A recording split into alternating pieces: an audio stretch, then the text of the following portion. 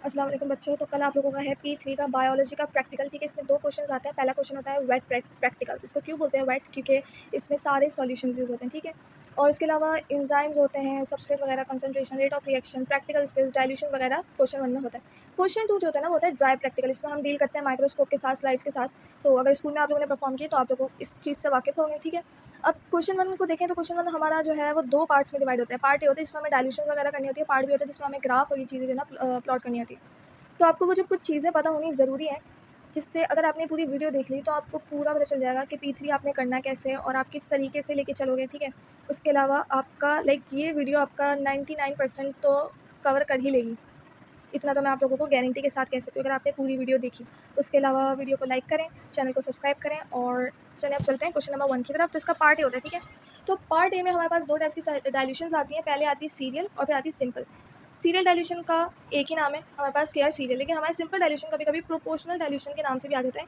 तो बच्चे जो है घबरा जाते हैं, तो एक ही डाइल्यूशन है। ठीक है, अब हमें करना है क्या? क्वेश्चन 1 क्या क्या मांगता है प्लॉट करना है, ग्राफ आपने टेबल बनानी है, अपनी रिकॉर्ड करनी है, ऑब्जर्वेशन। उसके अलावा एरर्स और इंप्रूवमेंट को है ना, वो भी आपको लिखनी पड़ती हैं अपने एक्सपेरिमेंट में, जो आपके एरर्स आ रहे हैं और इंप्रूवमेंट आ रहे हैं। अच्छा, बच्चों को पता नहीं होता वो क्या लिखे, तो इसमें एक तो आपको फ्री का मार्क मिलेगा, वो आपने ये रट के जानी है। ठीक है, वो हम आगे देखते हैं क्या है, और मैं आपको 3-4 और दिखाऊंगी। अगर पीएच का आ गया तो आपने वो लिख के आनी है, अगर पोटैटो स्लाइस या बीटरूट आ गया या अनियन आ गया तो आपने वो लिख के जानी है। तो वो सारे हम आगे देखते हैं, डिस्कस हैं। तो पहले हम बात करते हैं इंडिपेंडेंट वेरिएबल। वो कौन से वेरिएबल्स जो हम चेंज करें। ठीक है, फॉर एग्जांपल टेम्परेचर हमने चेंज करें, हम अपनी मर्जी से, भाई मैं रख रही हूँ 55 65 फॉर एग्जांपल, अगर टेम्परेचर का आ जाता है क्वेश्चन, तो वो जो है ना वो इंडिपेंडेंट वेरिएबल है, क्योंकि वो मैं चेंज करी हूँ। अगर कंसंट्रेशन की बात करें, हाँ भाई कंसंट्रेशन भी इंडिपेंडेंट है क्योंकि मैं चेंज करी हूँ। ठीक है, तो वो सारी चीज़ें जो इंडिपेंडेंट वेरिएबल्स हैं वो आपको पता लगाना ज़रूरी है कि कौन से होते हैं वो सारे इंडिपेंडेंट वेरिएबल्स। भले आपके क्वेश्चन में गिवन हो कि कंसंट्रेशन है, तो आपको पता है अच्छा कंसंट्रेशन क्योंकि मैं चेंज कर रही हूँ इसलिए ये आएगा एक्स एक्सिस पे, क्योंकि एक्स एक्सिस पे आता है इंडिपेंडेंट वेरिएबल। आपके ग्राफ पे जो वाई और एक्स एक्सिस होते हैं उसकी बात करें। ठीक है, और डिपेंडेंट वेरिएबल की बात करें तो वहाँ वो वेरिएबल्स होते हैं जो इंडिपेंडेंट वेरिएबल्स की वजह से चेंज हो रहे होते हैं। सही है, उसके अलावा बात करते हैं कंट्रोल्ड वेरिएबल्स की। तो कंट्रोल वेरिएबल कौन से वेरिएबल होते हैं जिनको हम कांस्टेंट रखते हैं, नहीं लेन देन नहीं है, हम इसको कांस्टेंट रख रहे हैं। भाई अगर 80 डिग्री टेम्परेचर लेके चल रही हूँ फॉर एग्जांपल, तो एंड तक मेरा 80 डिग्री रहेगा, तो मैंने क्या कांस्टेंट रखा है? टेम्परेचर कांस्टेंट रखा है। ठीक है, अगर लेंथ मैं ले रही हूँ 5, तो मैं थ्रू आउट पोटैटो की लेंथ क्या ही लूँगी? 5 लूँगी। तो ये जो वेरिएबल होगा ये बोलेंगे हम इसको कौन सा वेरिएबल है? कंट्रोल्ड वेरिएबल है। मैं कंट्रोल कर रही हूँ कि भाई कांस्टेंट है।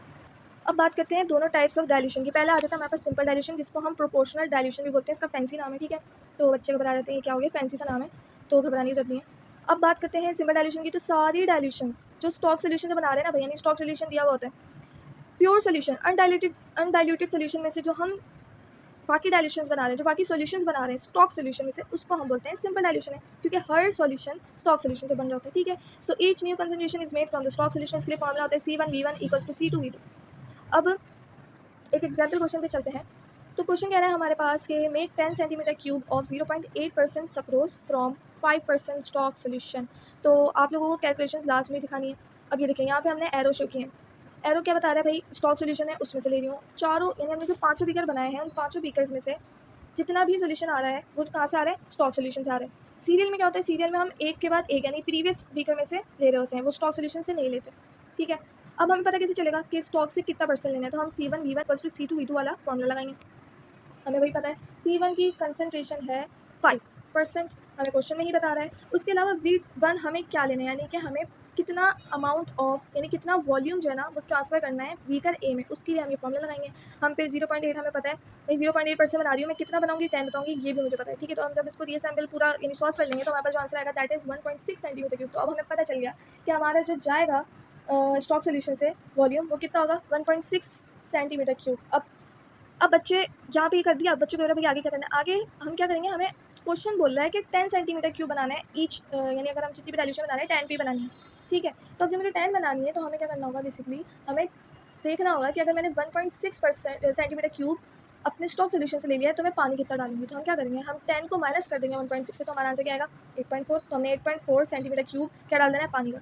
ऐसे ही हम सारे अपने डाइल्यूशन बनाएंगे। यहाँ पे इसकी वो है कैलकुलेशंस। अच्छा, कैलकुलेशंस शो करनी है लाजमी। ठीक है, एग्जामिनर बहुत ज़्यादा खुश होता है और ये फ्री के मार्क्स है, तो क्या जा रहा है? कैलकुलेशंस दिखा रहे हैं। उसके अलावा हमारे पास एपरेटस भी है, एपरेटस को भी आपको दिखाना लाजमी है। एपरेटस क्या यूज़ करो ये भी बताना ज़रूरी है। अच्छा, प्रिसाइज जितना होगा उतने ज़्यादा चांसेस कम होंगे परसेंटेज एरर के। क्या मतलब इस बात का? मतलब है कि देखो मैंने जो है ना 1.6 सेंटीमीटर क्यूब स्टॉक से लिया था वॉल्यूम, अब भाई मैं लिखूँ मैं 10 सेंटीमीटर क्यूब वाली सिरिंज यूज़ करूँगी तो गलत नहीं हो गया, क्योंकि कितना ज़्यादा परसेंटेज एरर आएगा, मेरा ह्यूमन एरर आ सकता है, पैरेलैक्स एरर आ सकते हैं और बहुत सारे एरर्स आ सकते हैं। तो उन एरर्स को रिड्यूस करने के लिए मैं क्या करूँगी, तो मैं लिखूँगी take 2 centimetre cube of syringe to transfer 1.6 centimetre cube of solution, stock solution into beaker A, ठीक है, and take 10 centimetre cube of syringe to transfer 8.4 centimetre cube of water to the beaker A, ठीक है, ये लिखना है आपने। फिर आपने बाकी डाइल्यूशन वगैरह बनानी है। ओके, तो नेक्स्ट पार्ट जो है ना वो कहता है आपको बनाओ टेबल। अब ये टेबल आप खुद से बनाते हो, 4 मार्क की होती है, ठीक है। इसमें आपने एक एक मार्क मैं बता रही हूँ किस किस चीज़ के लिए होता है। पहला मार्क आपको मिलता है करेक्ट हेडिंग और यूनिट्स की। अगर कंसंट्रेशन है तो वो परसेंटेज में होती है, वॉल्यूम होता है सेंटीमीटर क्यूब में, और इस तरीके से आप इस टेबल को देख सकते हैं, ठीक है। ये जो वाला कॉलम है कि नंबर 1, नंबर 2, नंबर 3, ये आप अगर नहीं भी डालो तो कोई मसला नहीं है, बाकी 3 कॉलम्स मस्ट होने चाहिए, सही है। उसके अलावा कंसिस्टेंसी होनी चाहिए, डेसिमल प्लेस सेम होनी चाहिए आपके। अगर सिग्निफिकेंट फिगर्स इधर उधर जाएँ, अगर 3 हो जाए तो हो जाए, तो उसमें घबराना नहीं है। आपकी डेसिमल प्लेस अगर सेम है तो आप सही, आपका पेपर सही जा रहा है, ठीक है। करेक्ट वैल्यूज़ होनी चाहिए, ट्रेंड फॉलो होना चाहिए, ठीक है। ट्रेंड फॉलो बहुत ज़रूरी है, तो असेंडिंग ऑर्डर जाए तो असेंडिंग ही हो, डिसेंडिंग जाए तो डिसेंडिंग ही हो, सही है। अब आपने फुल मार्क्स कैसे लेने ईजीली, आप सिंपल डेरिवेशन देखो, बोलो हाँ यार मुझे आराम से मिल जाएंगे, 8 के 8 मार्क्स उठा लूँगी। पहले तो टेबल ड्रॉ करो, जैसे ऊपर बनाई अभी हमने देखी, टेबल बनानी आनी चाहिए। दूसरा, सोल्यूशन हम मिक्स क्यों कर रहे हैं ये बताना चाहिए, क्यों मिक्स कर रहे हैं, ऐसे क्वेश्चन आते हैं अक्सर। हम इसलिए मिक्स कर रहे हैं ताकि हमारा जो सोल्यूशन है वो थ्रू आउट यूनिफॉर्म हो जाए, यानी कि सारे जो मिक्सचर है वो अच्छे से मिक्स हो जाए, ठीक है, वरना रिजल्ट पे इफेक्ट आएगा, ठीक है, और रिलायबिलिटी भी इंक्रीज़ होती है। उसके अलावा एपरेटस लिखना बहुत ज़्यादा ज़रूरी है कि अगर मैं फॉर एग्जाम्पल को बहुत छोटे वॉल्यूम्स आ रहे हैं तो इसके लिए मुझे 10 सेंटीमीटर क्यूब वाली सिरिंज यूज़ नहीं करनी, क्योंकि हमारे पास परसेंटेज एरर बहुत ज़्यादा है, तो हमें कौन सी वाली यूज़ करनी है, 2 सेंटीमीटर क्यूब वाली। लेकिन एक बात याद रखना, डिस्टिल वाटर जहाँ आ जाए, डिस्टिल वाटर जहाँ भी आ जाए, हमें हमेशा 10 सेंटीमीटर क्यूब वाली ही सिरिंज यूज़ करनी है, ठीक है, हमेशा किसके लिए, डिस्टिल वाटर के लिए। अब आपने आगे रीज़न भी लिखना है कि अगर तुम ये वाला अपरेटस यूज़ कर रहे हो तो वो क्यों कर रहे हो, तो आपने लिख दिया भाई ताकि परसेंटेज एरर कम हो जाए। उसके अलावा चौथा पॉइंट क्या लिखना है, चौथा पॉइंट ये लिखना है कि टेस्ट ट्यूब को करेक्टली लेबल करो, वो बहुत ज़्यादा ज़रूरी है। लेबल करो, ए है तो बी है तो सी है, ठीक है, या कितनी परसेंट है वो भी, वो तो आपको वहाँ ग्राफ बना हुआ या टेस्ट ट्यूब बनी हुई तो आप इजीली कर लोगे। उसके अलावा कैलकुलेशन दिखानी है C1 V1 की। उसके अलावा प्रोटेक्शन लिखना ज़रूरी होती है कि इसका जो है ना वो प्रिकॉशन क्या है। आपने एक ही चीज़ होती है, उस पर एक ही मार्क मिल जाता है, वो हमेशा लिखी जाती है कि वेयर आई गूगल्स या वेयर आई प्रोटेक्शन और ग्लव्स वगैरह, ठीक है। तो ये लिखोगे बेहतर ये होता है आई प्रोटेक्शन लिख दो, इसी में होता है, ठीक है, ज़्यादा मार्क्स नहीं इसी से मिल जाते हैं।